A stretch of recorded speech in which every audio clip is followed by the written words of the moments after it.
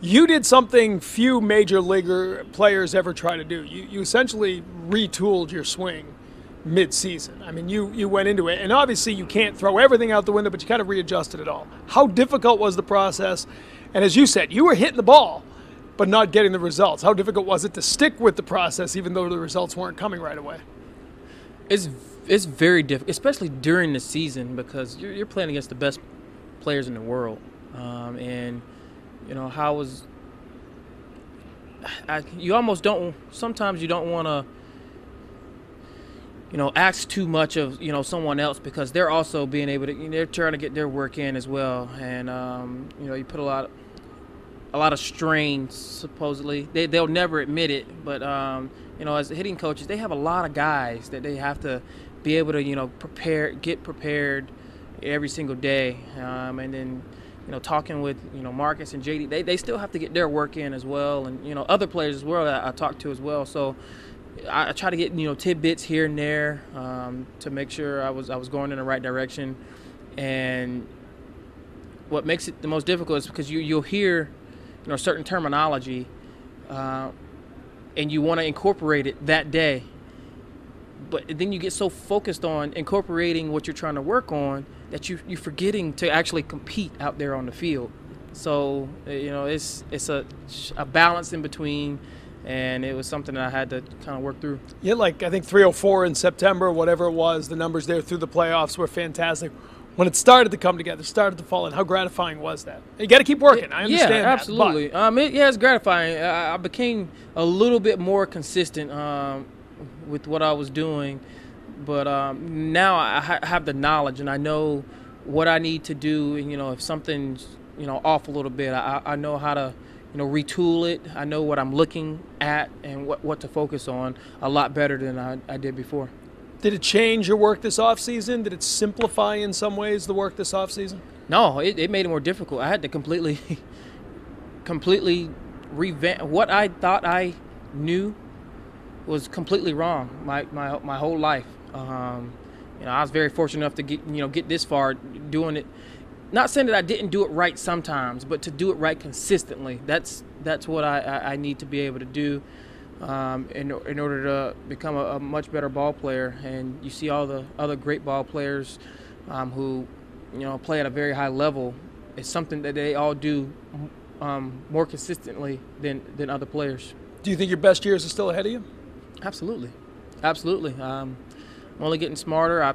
I'm definitely stronger, so faster, and I like where I'm at right now. So much talk about your defense through your whole career. A lot of talk about your offense this year. I think the base stealing often gets overlooked. How much pride do you take in that part of your game? A lot, just because I've always felt like I could run and I could help the team out on the base passes as well. It feels good to actually kind of have the range kind of set free and the trust be in me to hey, go out there, help the team, steal a bag, move up 90 feet, get in scoring position.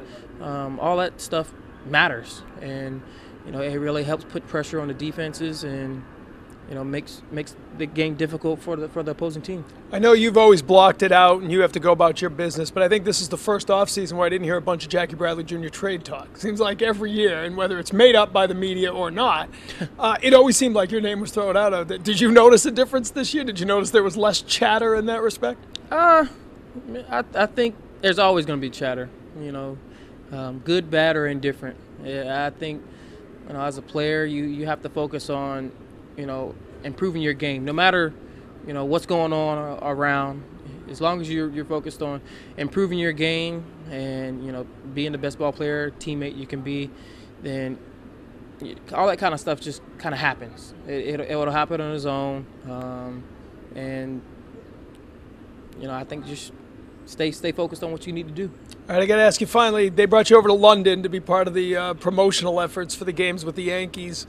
Tell us what to expect here. What was it like to be over there? It's a lot of fun. It was an amazing experience, and obviously, baseball's not worldwide yet.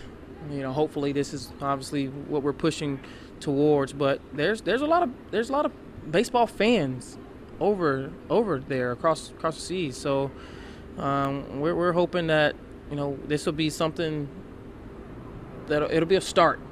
That way we can kind of push things, and it's definitely not on the worldwide stage soccer is, but it's you become a Liverpool it's a start. fan. We saw the social media. You were over there watching Liverpool play. Real quickly, 19 years since anybody's repeated. Obviously, it's very difficult to do. You go through a lot more in October than the other teams. It's a shorter off season. Alex has said throughout the winter, this group sort of has what it takes. He says a combination of experience, all of that. Do you believe this team has what it takes to repeat? Yes, I do. Still talented group. Obviously, we all still have to execute, stay healthy, and make sure that we continue to stick together. Pull for one another, and I think a lot of guys have learned a lot over this past season, and we've grown. We've grown as a group, and I feel like we've retooled what kind of ball players we are, and we look forward to the challenge. All right, we're looking forward to watching it. Jackie, great to see you. Thanks for coming by. Thanks. Appreciate it, Tom. Jackie Bradley Jr. with us here as we come back with more from Fort Myers after this. Red Sox from Fort Myers, brought to you by Jordan's Furniture, the furniture store of the Boston Red Sox.